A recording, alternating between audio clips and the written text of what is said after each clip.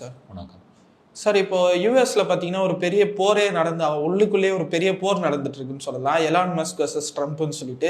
Elon Musk ட்விட்டரை வாங்கினதே ட்ரம்ப்பை ஜெயிக்க வைக்கிறதுக்கு தான் அப்படின்ற ஒரு இது போயிட்டு இப்போ திரும்பி அதை வச்சே அவர் ஒரு பெரிய கேம் ஆடிட்டு இருக்காரு. இது குறித்து உங்களோட பார்வை சார்? எலான் மஸ்க்குக்கும் ட்ரம்புக்கும் இப்போ நடக்கிற அந்த சண்டையினால் பல பிரச்சனைகள் வெளியே வந்திருக்குது. ட்ரம்ப் அதிபராக அவர் குடியரசுத் தலைவர் தேர்தல் வெற்றி பெறுவதற்கு இந்த எலான் மாஸ்க் ஒரு முக்கியமான காரணம்.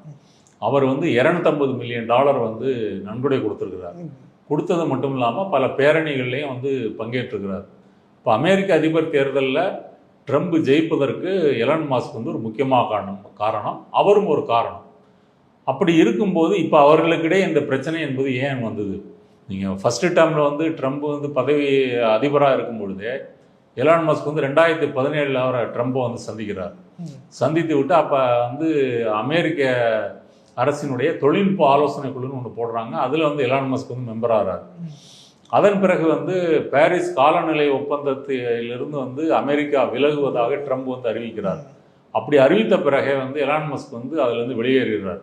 ஏன்னா காலநிலை அந்த ஒப்பந்தத்தின்படி நீங்கள் பசுமை ஆற்றலுக்கு நீங்கள் அதுக்கு முன்னுரிமை கொடுக்கணும். அப்படி முன்னுரிமை கொடுக்கறதுக்கு பதிலாக நீங்கள் எதிராக இருக்கிறீங்க அப்படின்னு சொல்லி கருத்து வேறுபடனால வெளியே வந்துட்டார். இந்த அதிபர் தேர்தலை பொறுத்த வரைக்கும் பென்சில்வேனியாவில் ட்ரம்ப் கொலை முயற்சி, அவர் மீதான கொலை முயற்சி நடந்த பிறகு இவர் தீவிரமாக ட்ரம்பை ஆதரிக்கிறவராக மாறுறார். ட்ரம்பினுடைய பொருளாதார கொள்கை, வரி விதிப்புகள் இதெல்லாம் ஆரம்பத்தில் எலான் மஸ்க் ஏற்றுக்கொள்கிறார். அமெரிக்க அரசினுடைய செலவுகளை கட்டுப்படுத்தணும், இந்த மாதிரி தேவையில்லாத செலவுகள் செய்யக்கூடாது, இப்படி பல விஷயங்களில் ஒரு ஒத்து போகிறதுனால ஆதரிக்கிறார். இன்னொரு அவருடைய நிறுவனங்களுக்கு இதனால் நிறைய வாய்ப்புகள் இருக்கும், அவருடைய நிறுவனங்கள் வளர முடியும், அப்படி ஒரு முதலாளியாகவும் சிந்திச்சிருக்கிறார். மாணவர்களின் சிந்தனைகளை வடிவமைக்க SNS இன்ஸ்டிடியூஷன், மாணவர்களின் தனித்திறமைகளை மேம்படுத்த SNS இன்ஸ்டிடியூஷன், மாணவர்களின் சாதனைகளை போற்றும் SNS இன்ஸ்டிடியூஷன் கோவை.